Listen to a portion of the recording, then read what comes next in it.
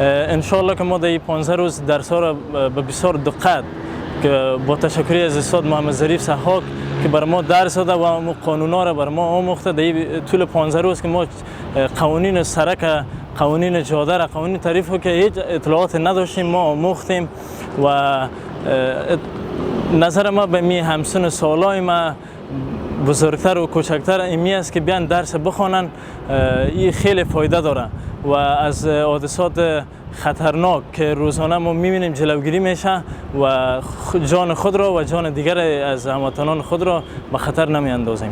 تقریبا 15 ورځې دلته تدریس وکړو. بعد له 15 ورځو تدریس نه دلته راغلي یاستو د امتحان صحنې ته. فعلا دلته امتحان لرو. بعد له امتحان نه موږ بیا کولی شو چې موږ د رانندګي دغه جواز ترلاسه کړو. نو خلکو نه دا پیغام مې دا چې خلک راسي باید دغه د خپل اسناد هغه باید تکمیل کړي او دلته دغه د خپله دوره د تحصیلي دلته باید مکمله 15 ورځې تعلیم د خپل ټول هغه کې خلاص کړي او بیا دلته راسي په اسانه توګه په 15 ورځو مویات کې ستاسو یو سند اخیستی سي. ډېر بلخ ولایت ترافیکو مدیریت په دوامداره توګه د هیوادوالو د علمي پیاوړتیا په موخه 2 ټایمه ټولګي برابر کړي په مدیریت کې تر څو هر وګړی وکولی شي په ازاده توګه راسي او ترافیکي قوانین زده کړي. د یادونې وړ ده چې کوم متقاضیان چې غواړي قانوني جواز ترلاسه کړي 15 ورځې نظري ازموینې درس څخه وروسته موږ ترېنه عملي ازموینه اخلو چې بالمشاهده تاسې وینئ تقریبا څه باندې 80 کسان شاملین د امتحان لرو. بعد له عملي ازموینې نه دوی ته قانوني جوازونه ورکول کېږي او توصیه مو هیوادوال ته دا ده کوم هیوادوال چې غواړي قانوني چلونه وکړي دوی مخکې له چلونې نه باید قانوني جواز ترلاسه کړي تر څو ترافیک قوانینو کې پوهه زیاته سي او ګرافت حادثات صفر ته راسي.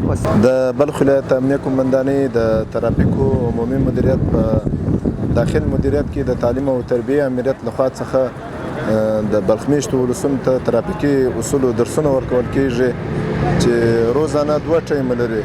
د 9 څخه تر 10 او د 2 بجو څخه تر 3 بجو پورې ترافیکي اصولو درسونه دوی ته ورکول کېږي چې بیا په هفتې کې 2 ورځې د یکشنبې ورځ او د چهارشنبې په ورځ باندې دوی څخه عملي امتحان اخیستل کېږي.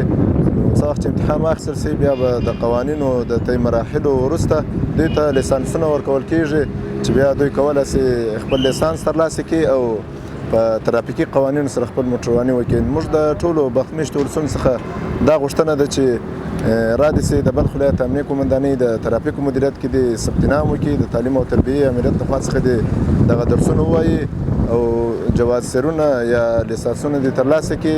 ترافیک قوانین د ټولو مراعات کړي. څه وخت چې ترافیک قوانین مراعات سي بیا به ترافیکي حادثات راکمیږي. ښاري نظم به ټوله ښه برابریږي. موټران به بې ځایه نه درول کېږي. نو موږ د ټولو بلخ میشتو ولسونو څخه دا غوښتنه ده چې دغه درسونه دې ووایي او ترافیکي اصول دې مراعات کړي.